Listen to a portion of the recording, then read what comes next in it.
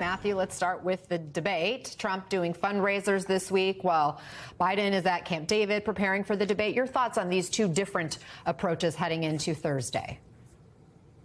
Well, great to be with you. I mean, I've been through debate prep, and I think the Biden debate prep is much more likely to produce results, positive results, than the Trump debate prep. Trump, when you played that clip of him saying, what should I what should I do? Sounds like he thinks he's the director of some reality TV show, that he runs this, like he doesn't understand or doesn't quite want to agree to the fact that it's going to be a two-way conversation with moderators in the course of this. And debate preps don't usually work if you're not actually practicing in front of questioners and with somebody playing the part of your opponent in this, because you're not used to the idea of things are going to be going back and forth. Just having a one-way conversation with his throng of supporters doesn't prepare you for the debates. So in my view, not only does the structure of the debate, I think right now, benefit Joe Biden with a being able to mute the mic and having no audience, that actually takes away Donald Trump's ability to go into chaos. I think Joe Biden's preparation, from what I've heard, is much more in line with what will produce a success than Donald Trump's. Alencia, Biden campaign national co-chair Mitch Landrieu was on Meet the Press yesterday, and he used the word fight or fighting 11 times, according to our own team's count, while VP Kamala Harris also used those words repeatedly on her own interview on our network. Take a listen. I think that the debate is going to make clear the contrast between our president, the current president, who works on behalf of the American people, fights for the American people, and the former president, who pretty much spends full time fighting for himself. Using that word, fight or fighting, clearly trying to drive that home ahead of the debate. What's the thinking on that fighting message? Yeah, listen, I think there are a lot of Democrats who want to see a little more boldness from the Democratic candidates and going directly at Trump and the GOP. Now, to be very clear, the fight that they are using, that we are using, is not the same that Donald Trump uses that fuels a January 6th insurrection. That is fighting when it comes to policy and legislation and defending the president's record.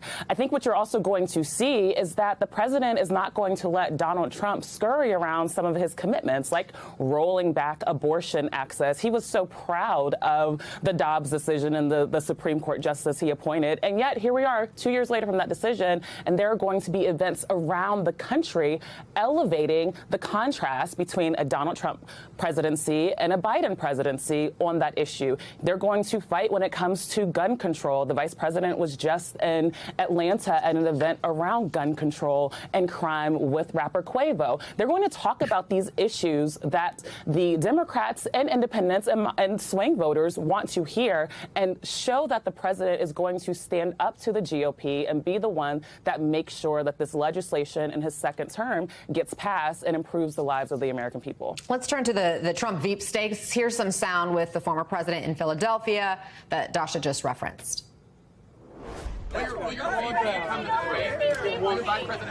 Most likely, yeah. He'll be there. Have you decided who your vice president is? In my mind, yeah. Do they know? No, nobody knows. So for those who maybe couldn't hear clearly and couldn't see the subtitles there, he was asked, will your vice president pick be at the debate? He said yes, pretty sure they're going to be there, and that, yes, he in his mind knows who his VP pick will be, but nobody else knows. NBC News has reported that Trump is zeroing in on Governor Doug Burgum of North Dakota, Senators J.D. Vance of Ohio, and Marco Rubio of Florida as those possible top contenders. Matthew, anyone stand out on this list? Anyone the Biden campaign would need to worry about? Well, first, I find it kind of funny that Donald Trump says the vice presidential candidate will be at the debate, and we know what he's going to do. He's going to unload a bus full of potential people that are all going to clamor by him. So there may be 15 people of elected officials at that debate that he can say, that person was there. So I find it kind of funny. I mean, I still believe, Anna, that the Biden campaign would be foolish to think that that's the list that Donald Trump is ultimately going to pick from. It may be, but I think their campaign process is going to be, well, we'll deal with it when this person comes out, because I still believe of those three picks, I still believe somebody not on that list would be a better pick than those three, because you just play their own words. All of those folks' own words back to Donald Trump during the course of the campaign. And they've said more negative things about Donald Trump than Joe Biden has said about Donald Trump, each of those three people on that list. So I think we all have to just wait and see, because as Donald Trump says, it's in his own mind, and the mind of Donald Trump is not something easy to fathom. So I still think it could be somebody off that list. You bring up a good point that each of those were against Trump before they were for him. Alencia, Governor Burgum was on CNN yesterday, and here was his response when asked what he could bring to a Trump ticket. With President Trump right now, where he is with Hispanics, with blacks, with people under age 30, and with independents, I mean, he's very strong across the board. So he can pick someone that he can focus on, like, hey, let's get someone, get stuff done. Let's get someone who helps him govern. Alencia, Trump isn't one to like competition for attention. Seems like Burgum is well aware of that. He's not offering to bring anything to the campaign table, though, which is an interesting strategy. Yeah, I mean, I think it's a losing strategy if the Republican Party does want to galvanize that broad coalition that typically votes overwhelmingly Democratic.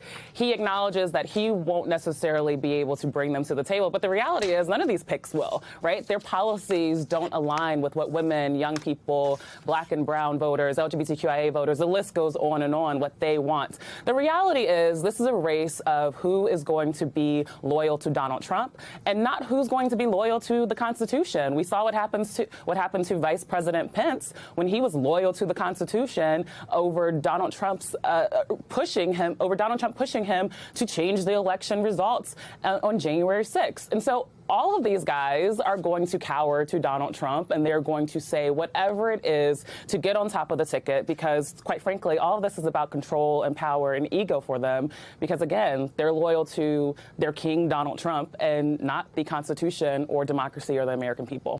Hey there, MSNBC fans. I'm Luke Russert, and be sure to join me, Rachel Maddow, Jen Psaki, Lawrence O'Donnell, Steve Kornacki, Joy Reid, and many more September 7th in Brooklyn, MSNBC Live Democracy 2024. Click on the link for ticket information.